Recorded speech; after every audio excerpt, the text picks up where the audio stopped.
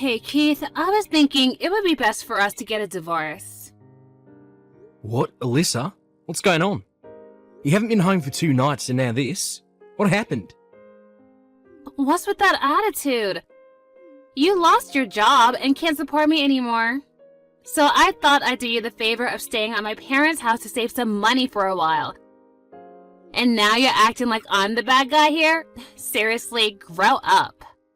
That again. Come on, Alyssa.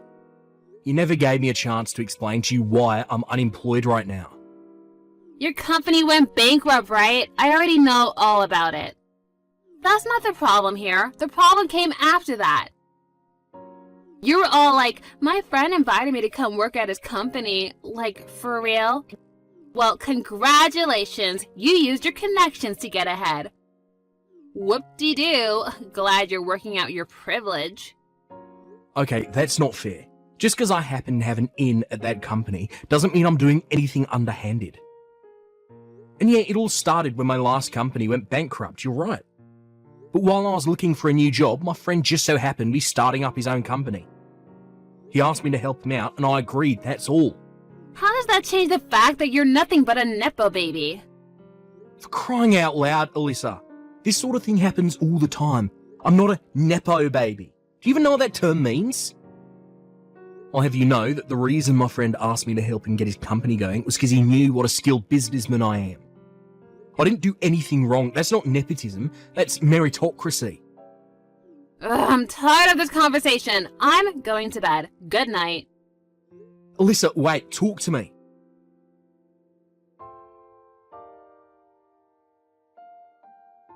Hey, Alyssa. You stopped by the house this afternoon, didn't you?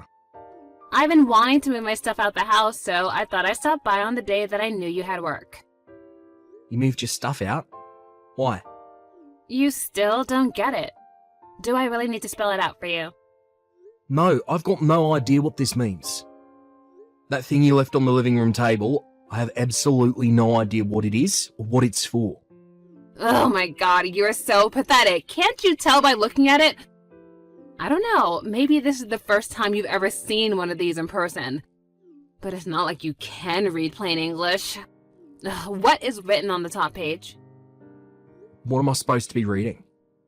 Were you always this dumb? It says, in black and white, clear as crystal, divorce agreement. Oh. Look, I know you were always more of a numbers guy than a books guy, but you can read, right? You're not completely illiterate, are you? Anyone with a 5th grade education should be able to read that. So this is a divorce agreement? Yes, that's what I've been telling you. I already signed everywhere I needed to, so hurry up and sign it, then submit it to the courthouse, got it? I don't want to have to wait one more day to marry my new boyfriend. Send me the text once you finish everything and submitted it, and do it as soon as possible.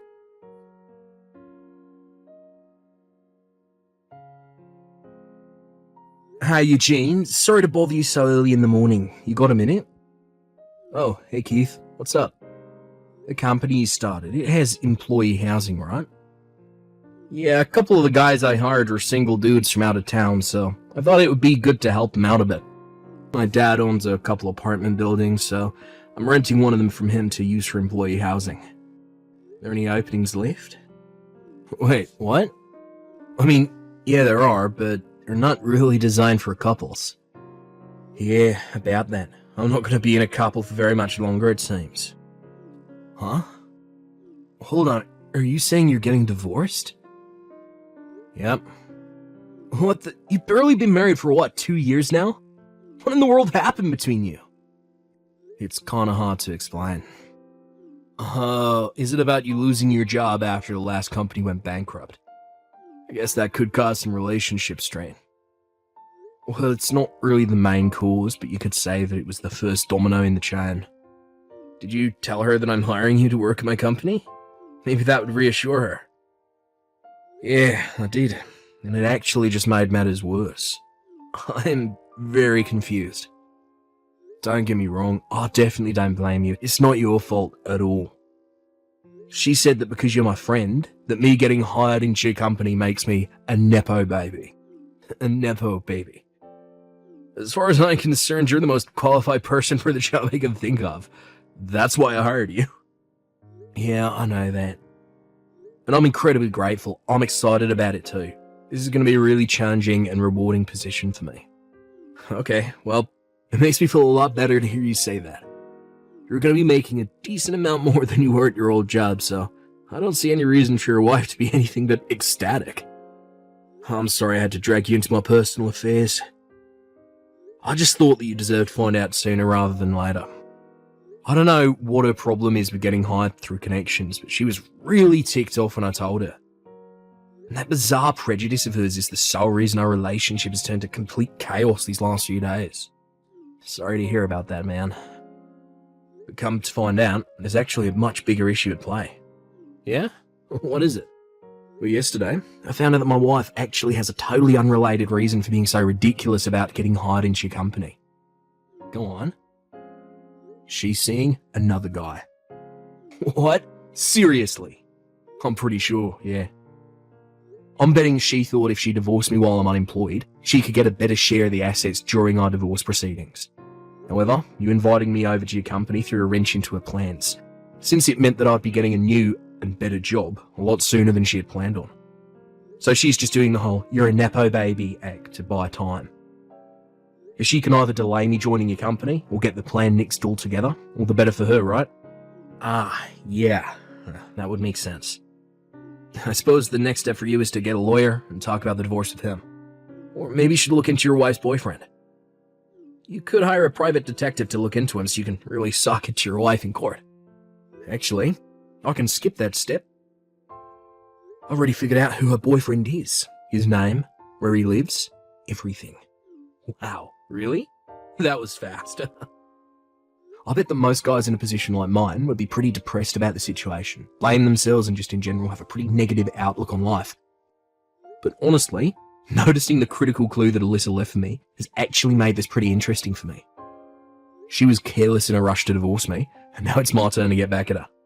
Of course, I'll still get a private detective so I can get some hard evidence to use in court.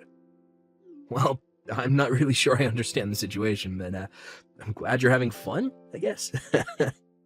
Anyway, for the time being, I should go ahead and get a room for you ready in the company apartment, right? Yeah, I'd really appreciate you taking care of that for me.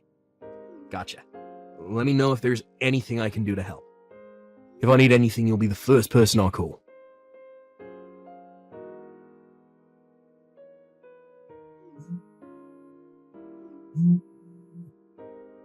Keith, what is going on?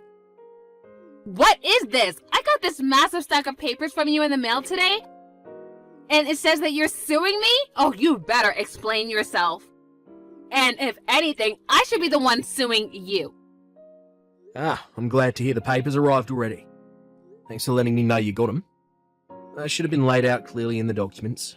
Didn't you read them? I'm suing you for your infidelity. What? Excuse me? Infidelity? I was never unfaithful to you. You had better have some solid evidence to back up such an outrageous claim. Oh, want evidence? Uh-huh, yeah, I knew it. You don't have nothing to prove that I did anything. That's not it. I just thought it would be obvious from the massive stack of documents I sent you that I have more than enough evidence to convince a jury that you cheated on me. Well then, show me the evidence! Either put up or shut up!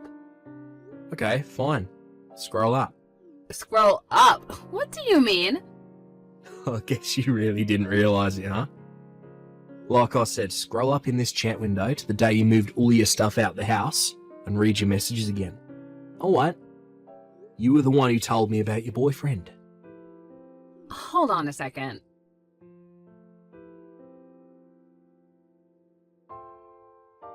Oh, okay, so this is obviously one big, huge misunderstanding. That was a mistake. I misspoke, that's all. I was just so tired that day that I got confused. I don't actually have a boyfriend. Man, you really missed it big time, huh? I mean, you didn't even think to ask me first? I could have explained all that to you and saved you all of this trouble. I mean, you really are so dense. But don't worry, I still plan on divorcing you, so go ahead and turn that divorce agreement into the courthouse as soon as possible, okay? Oh, and try not to get lost along the way. Yeah. About that divorce agreement. You actually left your application for a marriage certificate by mistake. What? Yeah. And you filled it out completely too. Your name is on the wife line. And on the husband line is none other than your boyfriend's name. How is Mike these days? Wait, no, that can't be! That marriage certificate is in the folder I have in my desk drawer, and I distinctly remember putting it in there. If you're so confident, why don't you go ahead and check to see if it's in the folder right now?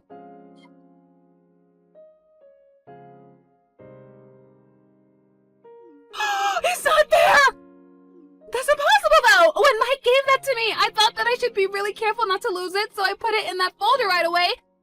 And the folder I left at our house was the one with the divorce agreement in it.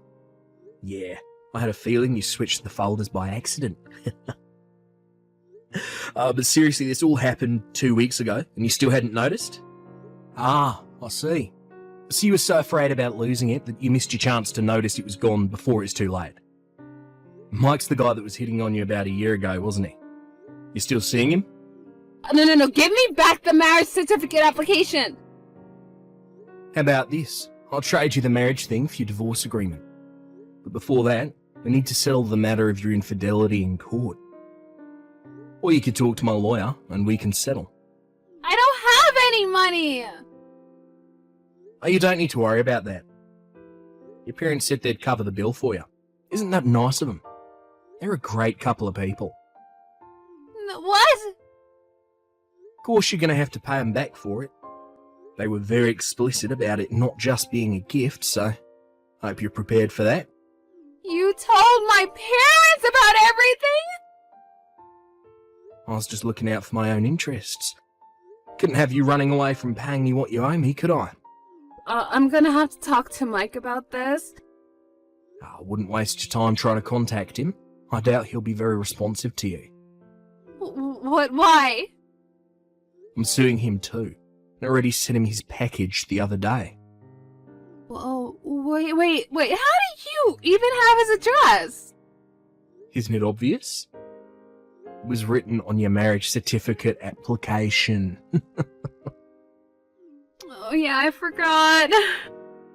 Coincidentally, Mike's parents are going to be paying his settlement to me just like yours are for you. They've taken away his phone and sent him to his uncle's company to work off the debt. I asked them what business his uncle was in, and they said, you're better off not knowing.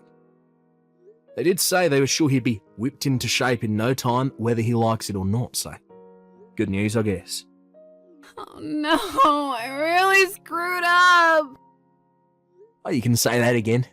From now on, all of our communications will take place through my lawyer. You can give the divorce agreement you mixed up with your marriage certificate application to him. We'll talk more about the terms of our divorce after my lawsuit against you for infidelity is taken care of.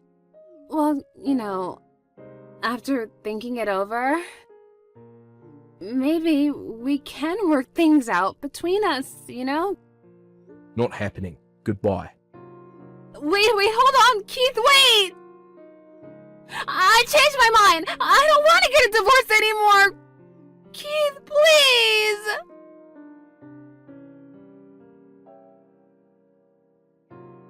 Alyssa had been desperate to leave me and marry Mike for quite some time.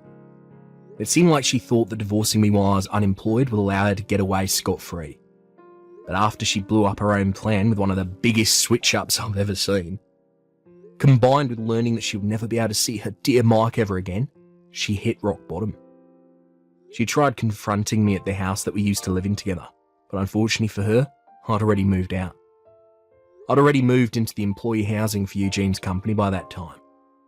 Knowing she would never get a chance to speak to me again either, she fell even further into a depression. She snapped out of that pretty quickly. Her parents came along to collect on her debt. She's now stuck doing office work at a nearby company during the day and doing janitorial work at the same company during the night. According to her parents, as soon as she pays off every last cent that she owes them, they're kicking her out of the house and cutting her out of their lives. They've already got a lawyer working on writing her out of their will.